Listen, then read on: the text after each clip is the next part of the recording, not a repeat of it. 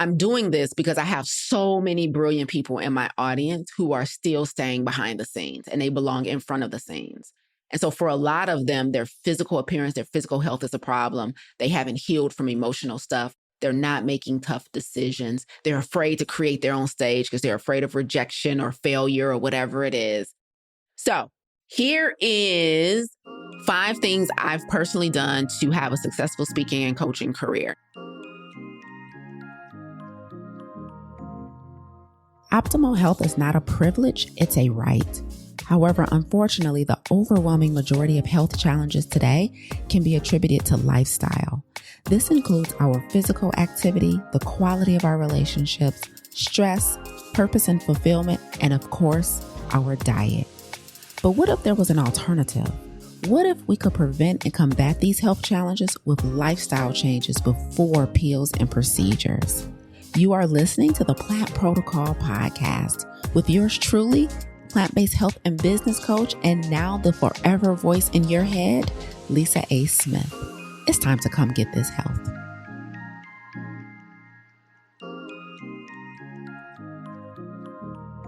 Before we kick off today's episode of the Plant Protocol Podcast, we have to address the slim elephant in the room. It used to be the big elephant in the room. Those of y'all who took the 30-day challenge, you know what I'm talking about. But let me address the slim elephant in the room. We just completed our winter 2025 30-day vegan, salt, oil, and sugar-free challenge.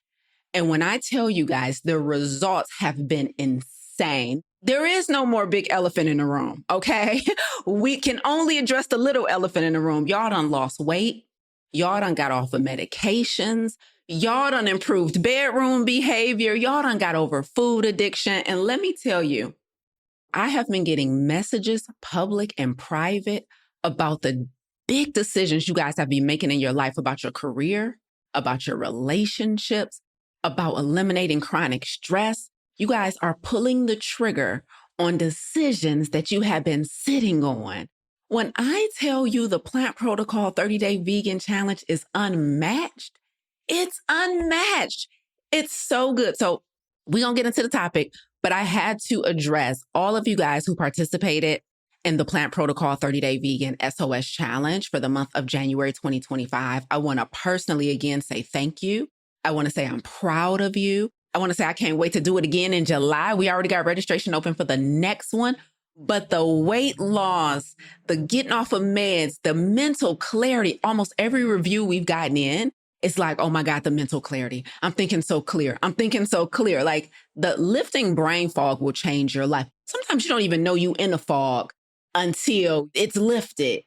So sometimes you don't even know that you are walking around as less than your best self until you have an experience like this where you're eating super clean, you're moving more often. And I didn't mention this, but let me mention this. You're coming alive every week because you're in a community of high-spirited people. Like one of the reasons I teach twice a week during our challenge is because for some of us, we're in such a monotonous routine, like go to work, come home, work out, cook for my family or run errands or spend some time. And it's just like a cycle and we're not getting like some excitement and some liveliness in our life. And so when you come to our challenge, we got the music going. I'm dancing on the screen. We having a good time. We laughing, we cracking jokes. I'm coaching, I'm yelling at people. It's all the things, right? And for some of us, that helped us heal in the month of January. The fact that we put ourselves in a community that was full of energy, that was so spirited, that was so different from our regular normal routine. So those of you who are participating in the challenge, can you relate to that? Like, did you have that experience too, where like, it wasn't just the food, it wasn't just the exercise, but it was also being in the ecosystem where you felt alive and you were excited to show up to class and you got to laugh and you got to play and you got to get told off, all the things, right?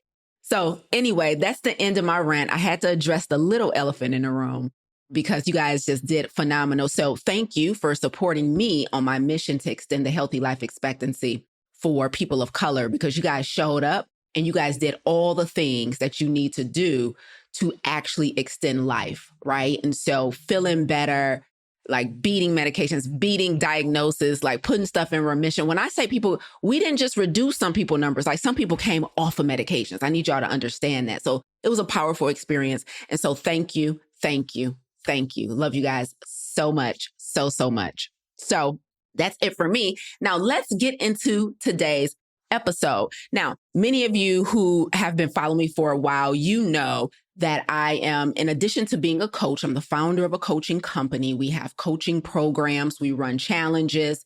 But in addition to that, I'm also a speaker. I'm a professional speaker. And I need you guys to understand how I got here, because one of the things that happened during our last challenge is we had a ton of people who say, Lisa, I'm actually interested in doing something similar to what you're doing. I want to speak. I have a story to tell. I believe my story belongs on stage. I want to write a book. I want to be a coach, maybe not in the health space, but I'm definitely interested in coaching other people. I have a passion. I have a mission. Like I literally had somebody email me yesterday who took our challenge, and she's also in our Farm to Table coaching program. And she's like, this experience has motivated me to include nutrition into my nonprofit. I was like, what? Right? You know, she has a nonprofit that's focused on something completely different. But she was like, one of the things I want to include in our programming now is the importance of nutrition and how we take care of ourselves, and the difference between like healthcare and the traditional healthcare system versus things we can do to heal ourselves. And she was like, this experience has motivated me to include that into my nonprofit. I'm like, God, yes. Do you guys understand? Like, there's nothing like being mission driven, because everything you do is more meaningful. And so I was just so excited about that. And so we have you guys who are entrepreneurs. We have aspiring entrepreneurs in this community. We have coaches and aspiring coaches, right? We have some like high level C-suite CEO people. You guys are leaders. You guys are responsible for teams and people. And you guys also, a lot of you want to be speakers. You want to create content online. You want to speak on stages at events. I was talking to somebody yesterday who wants to create her own event. She's like, Lisa, I want to create this event and I want you to come speak at it, right? And so you guys are doing some phenomenal things. And so one of the things I thought we should spend some time talking about is how I've been able to establish a successful speaking career. Now, let me start off by saying this. Number one, I am not professionally trained. I have never done a professional speaking program. Like I've never been a Toastmasters. I've never taken a program that teaches you how to be a speaker on stage. I'm not professionally trained. The other thing you need to know about me is that I didn't go to school for this. So I have a bachelor's in psychology and I have an MBA. I'm certified to teach English as a second language. I was certified as a personal trainer, certified in plant-based nutrition. I got a bunch of like continuing education stuff. However, I did not once go to formal school for speaking, for media, for communications, none of it, like psychology and business. Okay. So neither one of those majors require me to speak or learn the skill set of speaking. The other thing you need to know about me, and this is a big one because this speaks to who I am naturally, I am an introvert. Okay. So I am an introvert. And what most introverts typically believe about themselves is that, you know, I prefer to stay out of the spotlight. I prefer to stay behind the scenes. Like I'm not a people person. I prefer to be alone more often than I'm with people, some introverts, right? And so I am naturally an introvert. You also need to know that about me. And the final thing you need to know about me before we get into these 5 things is I get paid thousands to speak. So all of that being said, I am not professionally trained. I did not go to school to be a speaker. Oh, I'm not a celebrity. I'm not a celebrity. Some people just get picked to speak because of their name, right? I'm not a celebrity. Okay. I'm naturally an introvert. And with all of that, I get paid thousands to speak. So I need you guys to understand the things I'm about to explain to you are doable if you have a similar circumstance, but you desire to tell your story. You desire to teach a segment of the population, maybe a skill set or speak on a skill set that you feel passionate about, whether you want to go into organizations or whether you want to do it in a nonprofit space or whether you want to do it in a consumer space. It is possible for you. I know a lot of you guys want to do this, so let's get into it. The very first thing I've done to establish and have a successful speaking career is I got physically healthy. I got physically healthy. Let me explain. So I used to be overweight and I was not confident in my physical appearance. Now, let me tell you a story. So some years ago, when I was a little earlier on in my entrepreneurial career, I had already personally lost my weight. Had lost my 60 plus pounds, right? So it was after my weight loss journey. I started my career, my company. At that time, my company was called Professionally Fit, and I was helping other professionals to get healthy. I specialized in weight loss. I was a personal trainer at the time. And I had a woman, she sent me a DM. She sent me a DM on Facebook, and she said, "Hey, I just got tapped to do a documentary. They want to film me to be part of this documentary." She said, "But I am overweight and I am insecure in my body. And I am debating not taking the opportunity because of how I look physically." Recently, I had a conversation with someone who's like, "I create content online. I do show up, but I am not happy with what I look like. I'm not fully confident in my physical appearance. I have a business coaching program. I have a business accelerator. In my business accelerator, I teach my entrepreneurs how to create content online. Some of them have told me I am struggling with how I look on camera." So the point of these stories is there's a theme. There is a bunch of us who desire to use our voice to move people, who desire to use our voice to move crowds. However, we're having an internal struggle with how we physically appear on camera. "Lisa, I can't stand to see myself on camera. I can't stand to see myself looking back at me." I had one woman reach out to me. She's like, "My neck is too big and I got this going on." And imagine you feel called to move people in some area. However, you can't get past the sight of you. Therefore, you make a decision to be disobedient on the assignment. The first thing I did to have a successful speaking career, whether you like it or not, I don't know if you was looking for business tips, but first things first, I got confident in what I looked like. I got confident in what was looking back at me. I got rid of any insecurities. Now, I'm not saying there's necessarily anything wrong with being overweight, except that it's a health challenge. But I'm not telling everybody to be a certain size. I'm saying if you look in the mirror, or if you imagine yourself on stage, or if you've turned the camera on a time or two, and the first thing you can think about is what you look like versus what your message is, then you might have some work to do. Okay?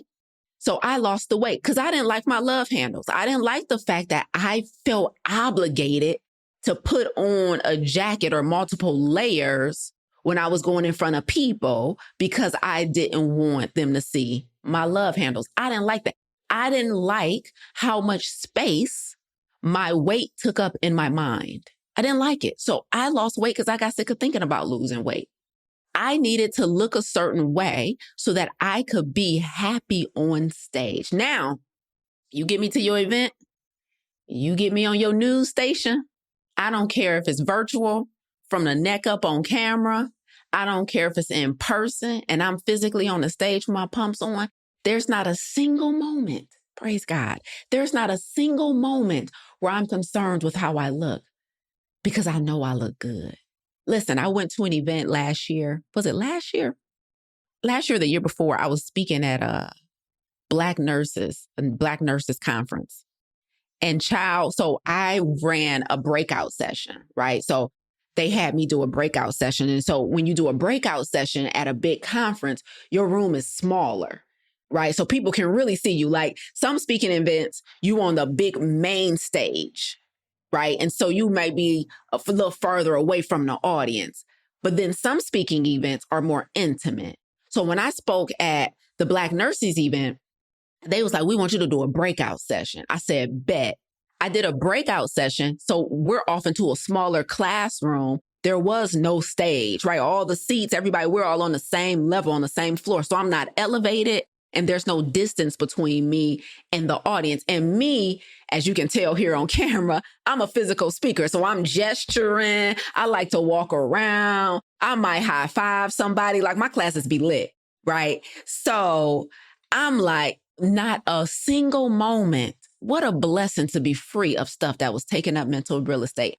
Not a single moment did I think, oh my God, I'm gonna be in this smaller classroom, more intimate crowd, walking around with my dress and my pumps on. I didn't worry about my feet hurting. I ain't worried about my knees hurting. I wasn't worried about my back hurting. I wasn't worrying about love handles. I wasn't worried about my stomach. I wasn't worried about nothing. Matter of fact, I was happy that was going to be more intimate because I'm like, well, they really about to get this body, yaddy, yaddy. Because I was teaching plant-based nutrition to Black nurses to teach them how to use plant-based nutrition in their practice when they go back in clinical and teach them the power of nutrition in clinical. And so, listen, let me tell you what happened.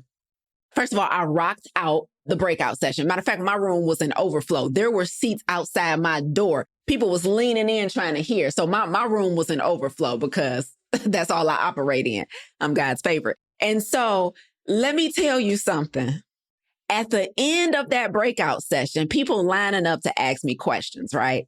They lining up to ask me questions. And one lady came up to me and she was like, I don't even really have any questions. I just want you to know, I believe everything you're saying and everything you're selling because you look like what you're talking about. I'm looking for a mic to drop because I got to talk into this one. Okay. She said, you look like what you just said to us. The very first thing I did to have a successful career in speaking is I worked on my physical body and any other health challenges. Now, I just happen to be only overweight. But if y'all are dealing with high blood pressure, autoimmune, chronic inflammation, chronic fatigue, headache, I don't care what it is, skin issues, anything that might distract you mentally, work on it. If you want to be in front of these people, if you want to be on the mic, make sure you can do it without distractions. And if one of your distractions has historically been yourself, your body, your appearance, go in the lab and do the work. You working on the wrong thing. You out here trying to write pitches. You looking for organizations. You trying to figure out what your keynote talk going to be about. No, put that to the side for 2 seconds and go to the gym for 30 minutes. Go eat right. Go get super confident in your appearance because I promise you, whether you know it or not, and you like, no, Lisa, I'm still working on myself and I still want to work on my business, blah, blah, blah. I promise you, it still impacts the opportunities that you go after. It still impacts your ability to show up fully. Some people, I'm going to tell you one final way and then we're going to move on to number 2. Let me tell you this one final thing about number 1. One of the things, for example, you guys know I create content online. Welcome. Hello, it's me, right? Now, I teach this process to my students in the Business Accelerator. So I teach them how to create content, how to create topics, how to create attractive content that's going to make people want to work with them, right? And I'm going to tell you another way that the physical thing shows up for people. When I tell them, okay, go create content on your page, on your YouTube page, on your Instagram page, on your Facebook page, on your LinkedIn, wherever you want to show up, right? And I give them kind of a blueprint for, I need you to go live. I need you to record videos. I need you to whatever. But specifically when it comes to going live, right? Some of my students have a lot of apprehension because they would prefer to pre-record their videos instead of just going live because they want to micromanage every single appearance. They want to micromanage every single word coming out of their mouth. Imagine you being so confident in your appearance physically that you can hit the live button whenever, however. You don't got to make adjustments. You don't have to hide anything. You don't have to make sure the lighting is right, so your chin or your neck or whatever. Imagine just being able to do what your coach is telling you to do without having to spend hours pre-recording a video because you're so insecure, so you can't go live. Imagine just being able to, let me get my light and my mic. And coach, what did you want me to do? Imagine being able to just do the work without you being consumed by how you're going to appear. So some people can't even just post because they're like, okay, I got to record it and re-record it 8 times until I feel somewhat comfortable with releasing this content. So it costs you time and energy being physically insecure. Okay, so that's number 1. I worked on my physical appearance to have a successful speaking career. Here's number 2. Now, if number 1 is physical health, number 2 is emotional health. The second thing I did to have a successful speaking career is I healed. from any trauma that might have been keeping me or holding me back. So I did a healing series in the month of November 2024, a couple months ago. I did a healing series on YouTube, right? It's a 4-part healing series. If you need to heal from something, from some type of trauma, grief, loss, whatever, that will be a phenomenal series to listen to, okay? So I personally had to heal from abandonment. My biological father abandoned me when I was really young. Like, him and my mom were co-parenting. He was visiting me and then he stopped, and I've never seen him since, right? So I had to go through the whole process of reconciling that emotionally, right? And the reason that's important is because when you haven't healed privately from things that have hurt you or caused you damage, publicly, when it's time to show up, you are not the best version of yourself because you never know what's going to trigger you. You never know what's going to trigger you, and it impacts your ability to deliver a good message on stage, right? You never know how you are going to respond to the audience, to the ask from the organization. You never know. And so one of the worst things you can do is try and pursue a public facing role while not doing the private work to heal from the stuff that has caused you damage, right? So I'll give you a very easy example. Like, before I healed from abandonment, right, I think I had perfectionist, right? And so I was always a couple of things. Number one, I had perfection issues. Number two, I had challenges with celebrating things because I was always just chasing accomplishments. I'm like, I just want to be enough for my dad to love me. So on to the next thing, on to the next. I would do something super cool that was worth pausing and celebrating, and I wouldn't. It's just like, whatever, that's no big deal. It's over. It came and went. On to the next thing, on to the next thing, on to the next thing. But then also when it came to perfection, like, I wanted everything to be done a certain way. So I had to do everything a certain way. And then when it came to like recruiting people to work for me, they had to do things a certain way. And when they didn't, I was willing to let them go. My first course of action, this is with recruiting a team as an entrepreneur, this is with friends, and this is with partners in life.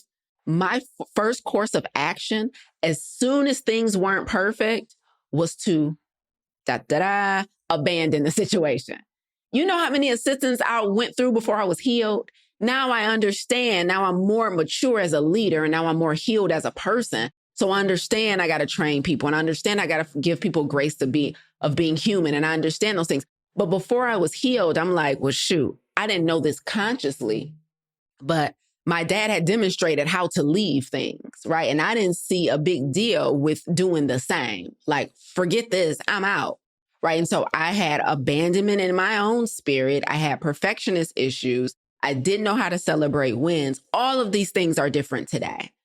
And so all of that impacts how you're able to show up, because if you're unhealed, even your message is not as fire, because there's a part of you that you're not willing to reveal. Like, because you haven't reconciled who you are privately and you haven't worked on your own EQ, your own emotional intelligence privately, it's very hard to show up fully in your business. I have somebody like this in my life now who they're not fully healed. They are a people pleaser. And so I watch them try and present and teach to other people.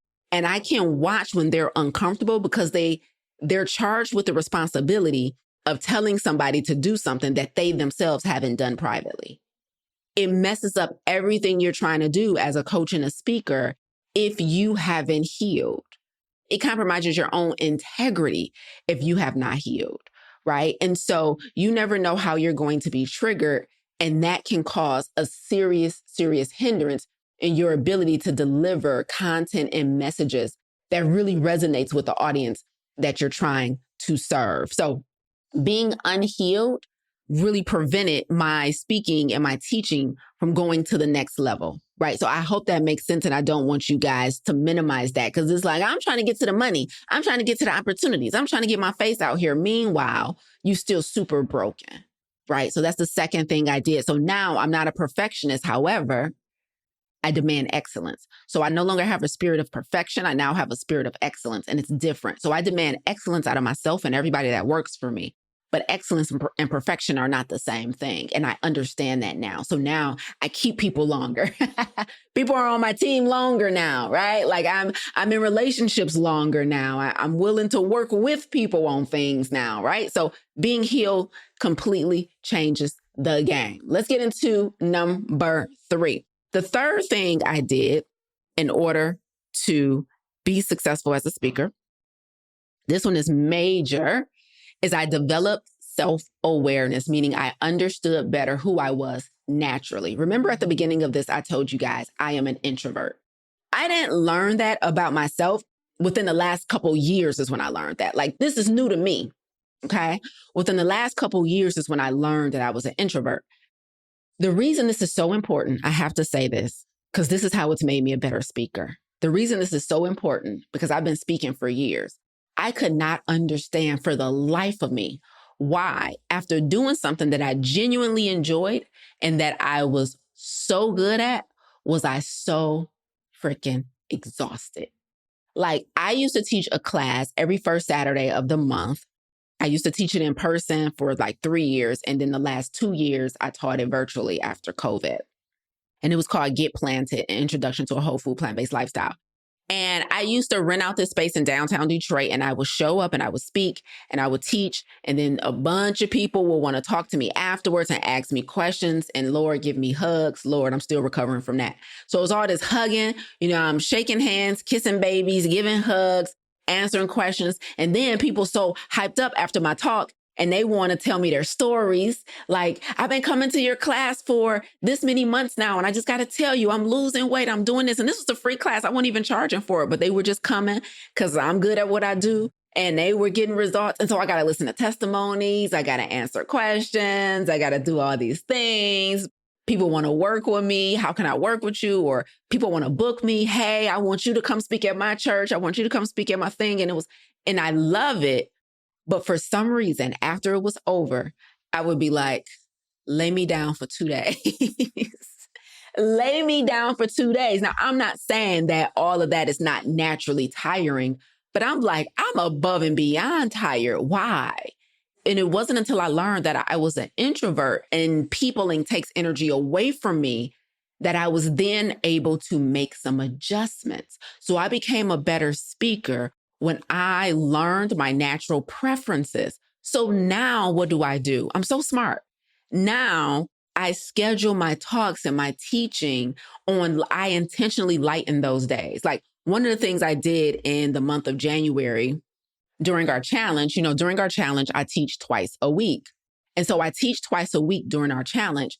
And so what I would do on Wednesday evenings and Saturday mornings when I had to teach, I would go out of my way to make sure I had as little as possible booked on those days, because I needed to rest for hours before and I needed to be able to decompress after. Before I knew I was an introvert and I didn't understand why speaking wore me out, I would just be like, yep, I could take calls before or after. I could teach a whole nother class. I would pack everything out. And then inevitably what would happen is I wouldn't show up as my best self when it was time to speak, because I didn't take the time I needed before and after to be ready and to decompress. So self-awareness is so important. The way I really took my speaking game to the next level is better understanding my own energetic capacity. Like, because I need time for me, because I have a spirit of excellence. I needed time to formulate my talk. I needed to spend time with my content. I needed to be able to go over what I wanted to say. I needed to think about who was going to be in the room and make sure I really structured my talks to really be in service to them. And then I had to spend some time with God so I can make sure what I wrote down is what he wanted me to say. I had to make space for the divine downloads so that my talks were faith-filled. So I needed time for all of that. Then afterwards, I need time for more decompression. And so I used to think I could just keep working after I left the stage. I used to think, I can work up until the moment I get on the stage. But when I learned I was naturally an introvert, I had to make adjustments. And those of you who are on right now, who took our 30-day challenge in January, tell me, can you attest to this? When I showed up to class, was I on fire every single time? Like, at one time, did it appear as if I was tired, overwhelmed, exhausted, rushing? Like, I need y'all to tell me the truth. And we went for the entire month of January for 31 days. I'm teaching twice a week, Wednesday evening, Saturday morning. You guys tell me, what version of me did you get? Okay. And the version of me that you got was Angelica. Angelica is my alter ego. She's my extrovert, right? But when I'm private with my friends and my family, I'm super chill. Like, we gonna crack jokes. We gonna have a good time.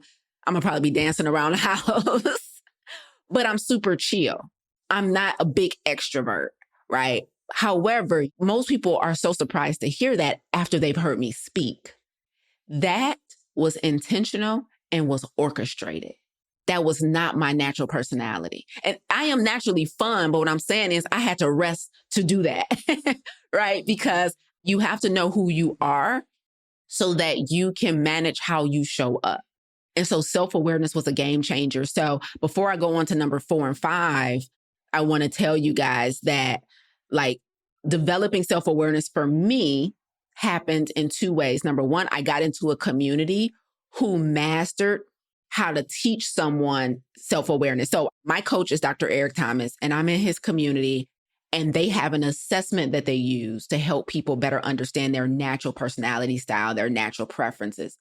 So not only was I in the community with the creators of the assessment, so it's not just an assessment that they pulled off the internet and now they use in their company.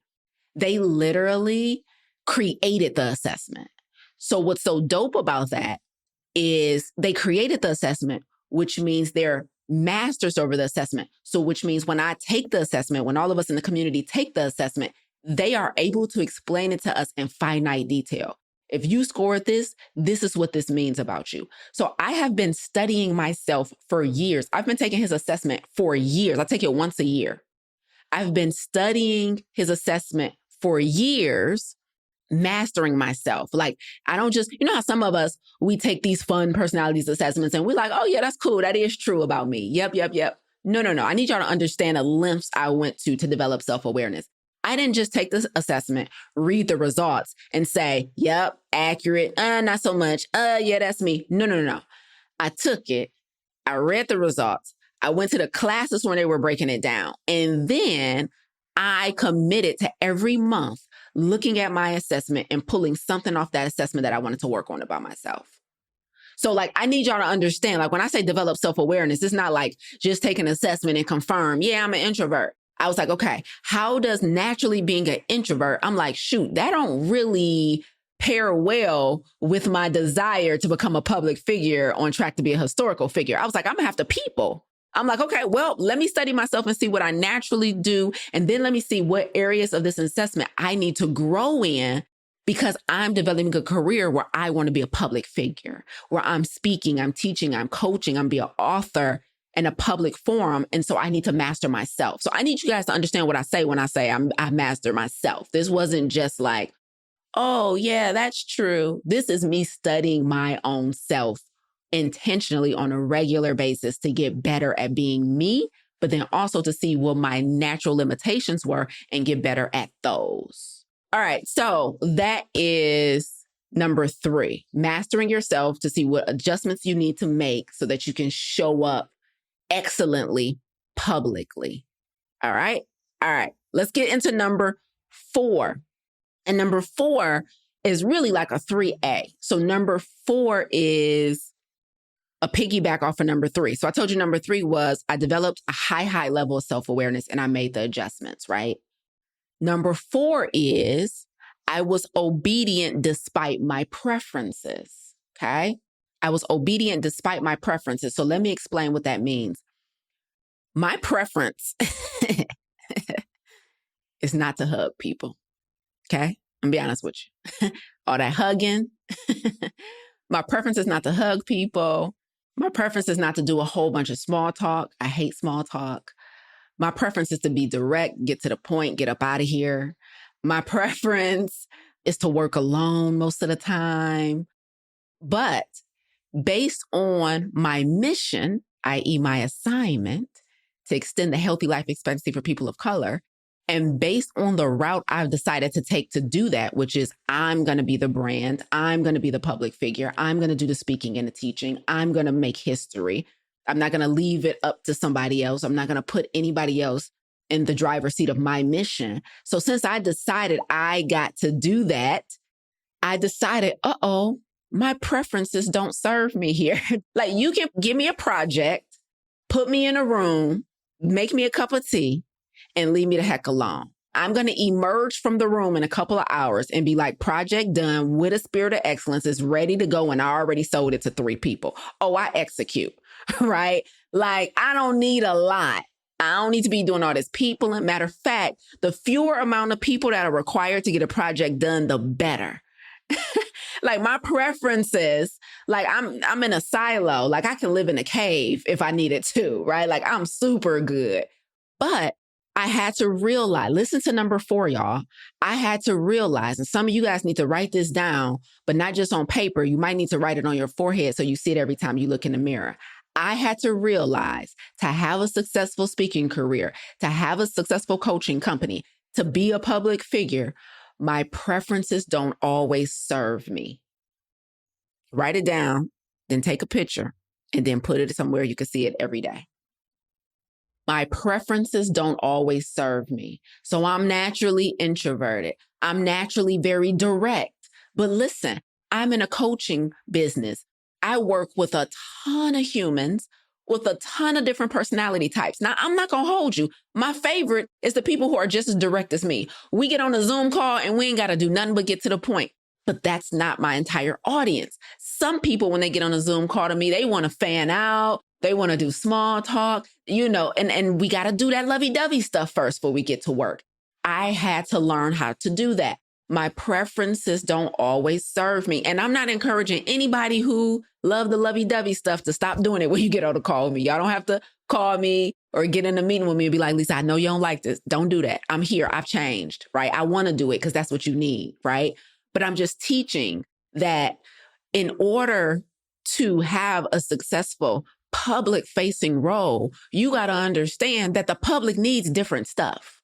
And so some of us, we're not where we want to be because our preferences are the end all for every decision we want to make. I don't do that. I don't like that. I don't want to be on camera. I don't want to have to talk to people. I don't want to have to sell. I don't want to have to mark out.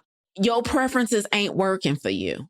So you're going to have to get out of your own way and do what's required. And when I say what's required, you're going to have to do what the mission requires. You're trying to do what Tiffany requires. You're trying to do what Stacy requires. You're trying to do what Regina. No. What does the mission require? If you change that perspective, everything. If the mission requires that you on camera, if the mission requires that you hug people, if the mission requires that you speak up, if the mission requires that you recruit and lead a team, if the mission requires you to do something that's outside of your preferences, do what's required. Don't abandon the mission because you have personal preferences. Like, I done heard people like, I don't like people like that. I'm like, well, why are you in this business? Go be an accountant somewhere. Like, what are you talking about? I don't like selling because I think it's wrong. I'm like, you think it's wrong for asking people for money for the intellectual property that you created, that you know is good and get results? Your preferences don't start. So let me get you straight. You just going to give it all away and run your business into the ground because you have a preference for serving for free? Like, because you have a preference for not waking up and getting fully active until 7 a.m. But the challenge based on your time zone is asking you to get up at 4 a.m. You come emailing me talking about I ain't coming on a Saturday. That's crazy. But the mission requires that you get your butt up for the month of January a little earlier. That's crazy. Y'all preferences be killing y'all goals, like murdering them, like that. Y'all preferences. You ain't where you want to be because you got all these preferences. Let me get this straight. You prefer to be in and out of the grocery store in 10 minutes, but switching to a plant-based lifestyle will reverse your hypertension and type 2 diabetes, but it requires you to learn how to grocery shop all over again, which means your grocery trip is going to go from 10 minutes to 30, but you got preferences for it to only be 10. So you just going to keep the diabetes and the excess weight and the hypertension because of your preferences. That's crazy. Your mission requires you to start a business or a nonprofit. It requires you to be a little more detailed and a little more organized, but you like to be more free flowing and be in the spirit and you don't like structure because it makes you boxed in. But now your prospects don't know what you sell, how much you charge, how often you doing it because you ain't got no structure. because you prefer to just be in flow all the time with no structure. That's crazy. Not a business done been around for 2 years. You only done serve 2.5 people because you got preferences. I'm not organized. Get organized. I got a 9 to 5. Well, get a 5 to 9. Like, your preferences is killing your goals. So anyway, that's number 4 for me. I ain't even know. Y'all know every episode we got to go on a little bit of a tangent. So that's that for this episode. But your preferences. So my number 4 was, in case y'all missed it, is I was obedient despite my preferences. I showed up, I taught, I spoke. I didn't ask my assistant to usher me out the back door as soon as I got off the stage. My people need to shake my hand. They need to hug me. They need to tell me that about their testimonial since they've been coming. They need me to hear them out. So my preference to just get off stage and go home and be alone it doesn't serve me. My people need me. So that's how I was able to develop a good speaking career, because I developed relationships with people. Like, when I'm talking to organizers and they book me to come speak at their company, I'm speaking at Ford Motor Company. This week, I spoke at Microsoft. This month, at the end of this month, I'm speaking for Intel. Like, next month, I'm going to be in North Carolina speaking for a nonprofit. It requires me, after the engagement, if I want to build relationships with these organizations, I'm going to have to send emails, and I'm going to have to say thank you, and I'm going to have to be soft and do some relationship building. Now, my preference is to get straight to business. Is we ain't going to keep this thing going. But that's not how this works, right? First, let me show you, let me let you sample the product. I'm going to blow your mind. I'm going to blow your audience mind. They're going to be like, where you get her from? Can we have her back? You going to say yes. I'm going to reach out to you and be like, when you having me back, I got to schmooze you a little bit. I got to do this. I got to email, but I would prefer to hop on a quick call and seal the deal. But no, you busy, and I got to go back and forth, and I got to follow up. My preference is to be like, well, if I didn't hear anything back, they lost. No. I got to humble my ego, and I got to follow up. My preferences don't serve me. Quit playing with me. Your preferences is killing your career. Your preferences is killing your business. Your preferences is killing your health goals. You hate being in the kitchen all the time. Well, you ain't never ate plant-based before. You got to try some new recipes. It's going to require you to go a little slower until you learn how to eat this lifestyle. Don't nobody care about your preferences not to cook. They don't serve what you need to eat at all these fast food places. So you got to cook it so you can heal yourself. That's crazy that y'all got all these preferences. Now, number 5, the final thing I did to have a successful speaking career, okay, is a more tangible business tip. All right. And we can get into more tangible business tips another time, but y'all needed to understand how the speaker became who she is. But let me get into the final one, number 5. Number 5, the final thing I did to have a successful speaking career is I created my own stage. Whew. First of all, y'all own it right now. Welcome to my stage. What does that mean? That means I did not wait for somebody to pick me. I picked me first. Now, that might have been a bar, and I know somebody caught it. I didn't wait for somebody to pick me for their stage. I picked me first. So I started my first company in 2015. And in 2016, we had our first live client event. It was a client-only event where we invited our coaching clients to come out, and we had like a panel of speakers, and, me and my coach Tiff and my homegirl, my best friend Jay, and we were the speakers. And then we had other people on the panel, my homie, Dr. Harrington, he's a therapist. He was dope, Napoleon Harrington. And we had a couple other people. And so here's what happened. At that event in 2016, my company at that time was named Fit Camp 360. And so we had a Fit Camp 360 live event. And after that event, my best friend, Jay, she was like, oh, you got a gift of speaking. And I was like, really? She's like, yeah, that's your gift. I said, all right, bet. Right. Now, what I'm supposed to do with that? Like, do we wrap it up? Like, how does this work? Right. But she told me you got a gift of speaking. And I was like, all right, bet. So I'm about to go crazy. Right. So I'm going to be speaking, using this voice, refining my skills. Boom, boom, boom. Right. She's like, yeah, you belong on stage. You belong in front of people. I'm like, cool.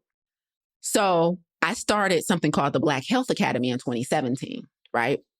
And in the summer of 2018 is when I started First Saturdays. So I told you guys earlier in this episode that for 5 years straight, I taught a class every first Saturday of the month from July of 2018 to July of 2023. I taught a class called Get Planted, an Introduction to a Whole Food Plant-Based Lifestyle. And I taught that class live for 5 years straight, every first Saturday of the month. We missed one Saturday in 5 years. And that's because I had actually a speaking event to go to in Atlanta. And I created that class, number one, so I can pour into my community. I wanted to pour into Black people so they can understand how to use food as medicine, right? But then number two, so I can personally refine my skill of speaking. One of the reasons it takes some of us so long to get to a place where we're really good presenters and speakers is because we're sitting around waiting for somebody to pick us. Just go create your own stage. So I personally created a monthly masterclass. And to this day, I still teach masterclasses.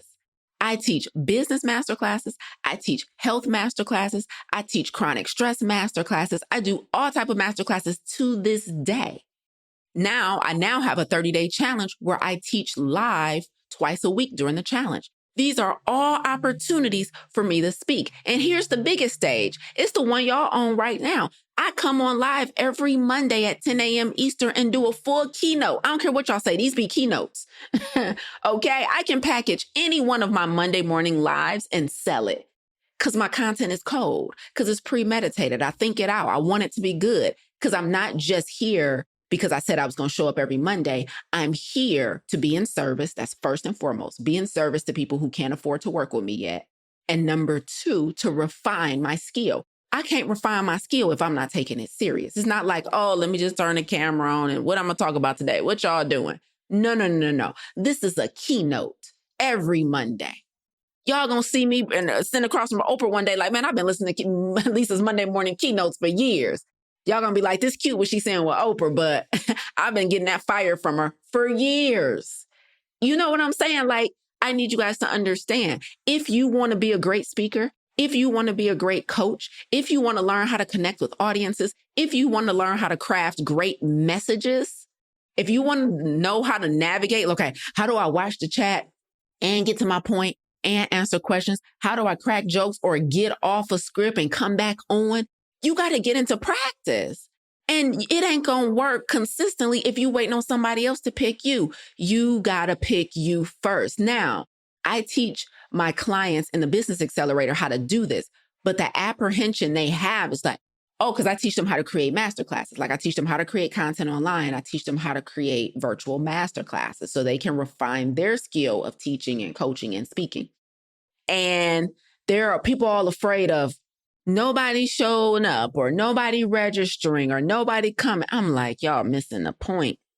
When you start something new, when you start a brand new YouTube page, when you start new on social media, when you start a new podcast, when you are just starting out with creating content, new speaking, new as a speaker, the main point is to get good.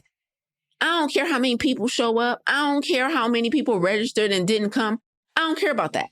Like, the point is to get good, but we so in our feelings and in our ego, we're looking for vanity metrics. The whole point right now is to get good. So the fifth thing I did to get good and have a successful speaking and coaching career is I created my own stage. And you guys are on the stage right now. So I get paid thousands to speak, but I still speak for free. Who you know get paid thousands to speak and is still doing a free keynote for the world every week? Well, I'm just saying, create your own stage. If you want to get good at this, start speaking. You make up a masterclass. You make up an event that people can register and come to. Why on God's green earth would you wait for somebody to pick you and you ain't picked you? That's crazy. Y'all know the line. That's crazy. You feel, so let's review, boys and girls. Let's review. So here is 5 things I've personally done to have a successful speaking and coaching career. Number 1, I got physically healthy so that my physical insecurities were not taking up mental real estate that was meant for my message and my purpose. Tis a bar. So I got physically healthy first. So I personally lost over 60 plus pounds, got super confident in my physical appearance.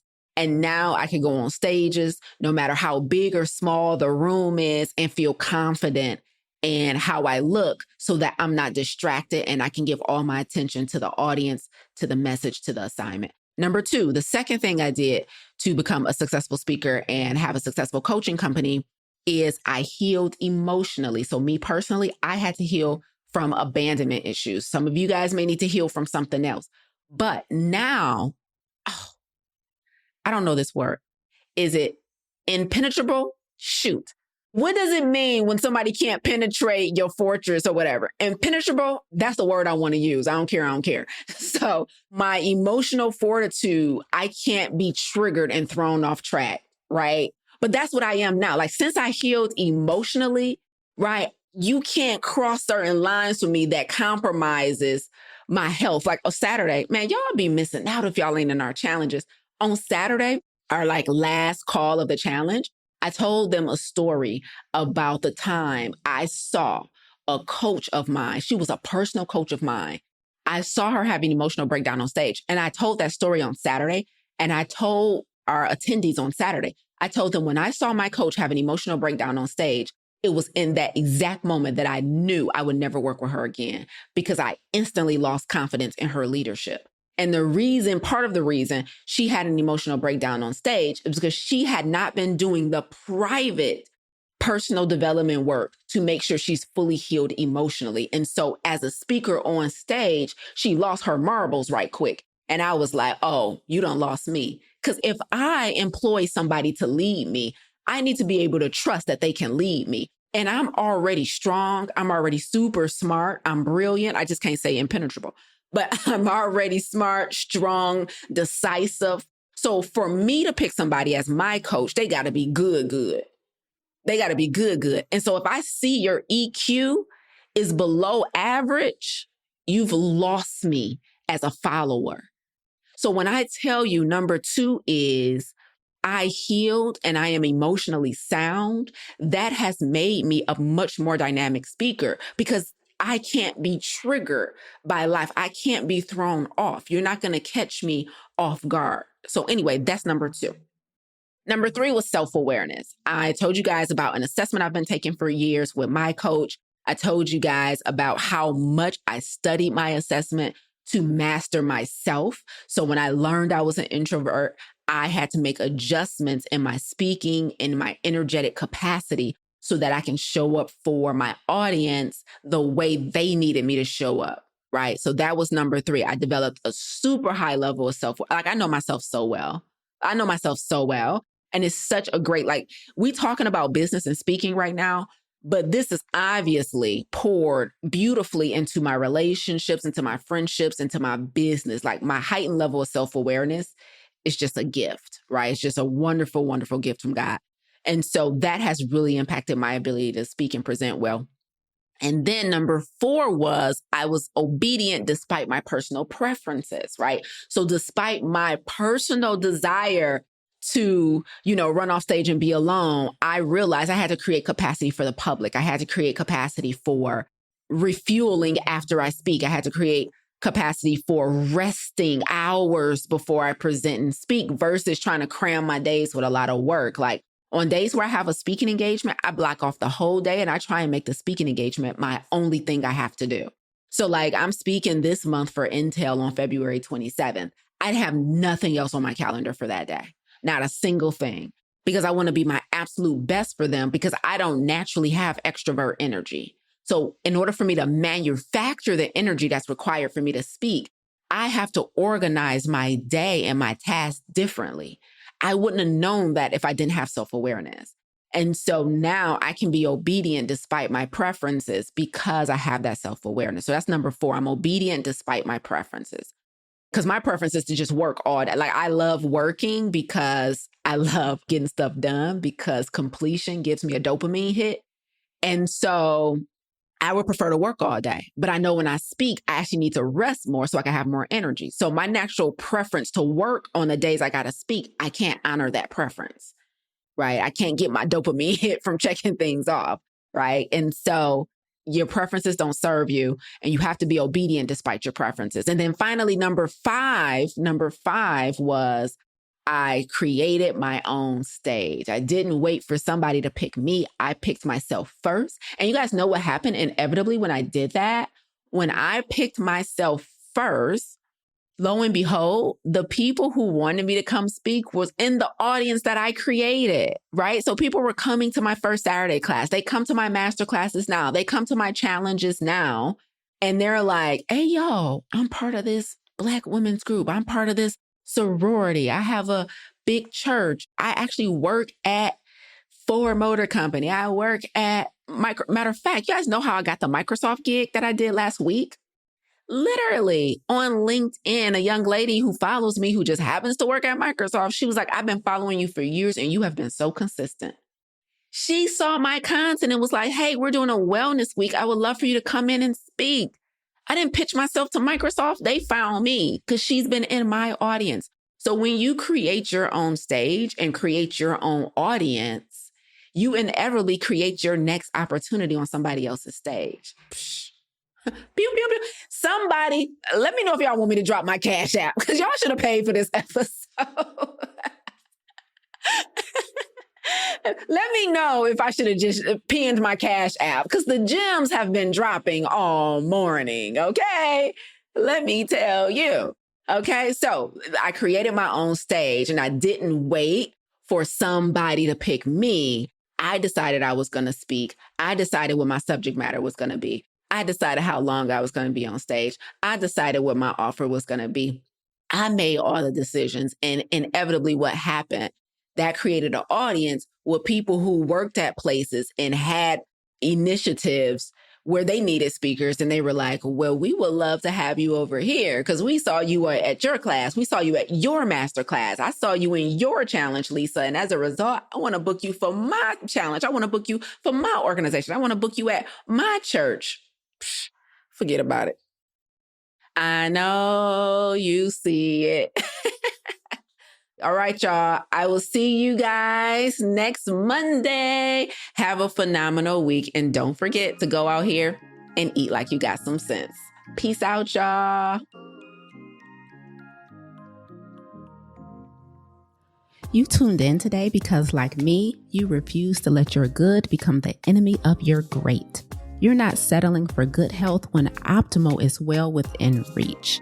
If you're ready to go from good to great, visit lisaangelsmith.com to learn more about our plant-based health coaching program, Farm to Table, and our plant-based business accelerator and coaching certification. But before you go, if you enjoyed what you heard today, please consider rating and reviewing this podcast. Until next time, remember, radical obedience is still undefeated. Stay obedient.